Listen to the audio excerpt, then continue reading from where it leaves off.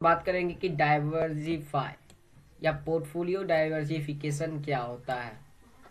तो डाइवर्सिफिकेशन का अहम रोल इन्वेस्टर्स के अंदर होता है कि अपने पोर्टफोलियो को डाइवर्सिफाई करें कैसे और अपने रिस्क को कम कैसे करें। ठीक है ना। इसका डिफिनेशन पढ़ लेते हैं।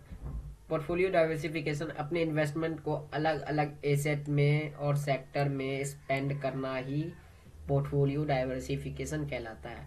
इसका गोल होता है कि रिस्क को कम करना और सुटेबल रिटर्न आपको देना। ठीक है।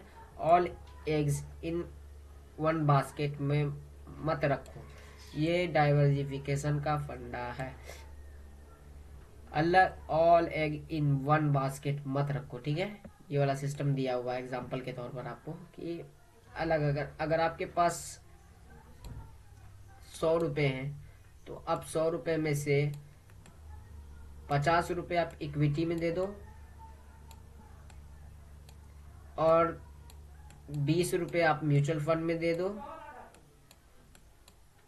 और 10 रुपये आप अपने एफडी के लिए रख लो, या और 20 रुपये आप अपने इमरजेंसी फंड में लगा दो जो कि आपको इमरजेंसी में काम आ जाए।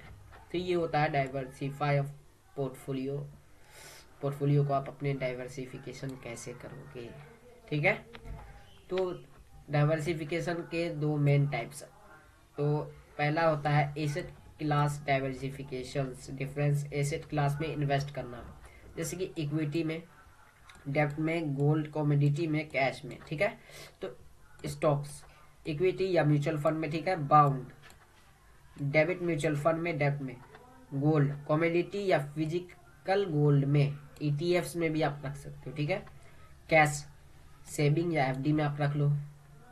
अब सेक्टरल डाइवर्सिफिकेशन क्या होता है। तो इक्विटी पोर्टफोलियो में अलग अलग सेक्टर में इन्वेस्ट करना ही सेक्टर डाइवर्सिफिकेशन कहलाता है। जैसे आईटी सेक्टर टीसीएस इन्फोसिस में, फार्मा सेक्टर सन फार्मा सिप्ला में, एफएमजीसी हिंदुस्तान यूनिलीवर या नेस्टल में, ऑटो में टाटा मोटर्स या मारुति सुजुकी में आप इन्वेस्ट कर सकते हो। अलग अलग जैसे कि सेक्टरल में आप डिवाइड करके पोर्टफोलियो को अपने डाइवर्सिफिकेशन कर सकते हो। रियल लाइफ एग्जांपल भी पढ़ लो आप, यहाँ पे दिया हुआ है पूरा। Benefit of diversify. तो बेनिफिट क्या होंगे इसके हम लोग देख लेते हैं। Benefit of diversification is loss control, risk reduction, suitable growth, long term wealth creations. Common mistake को आप देख लो एक बारी कि over diversification return duly, sectoral conjunction high risk, equity only, portfolio volatile.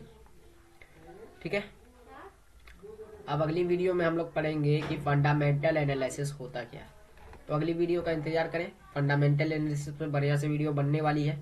तो ऐसी मोर भी इंटरेस्टिंग वीडियो को देखने के लिए फॉलो कर ले, सब्सक्राइब कर ले।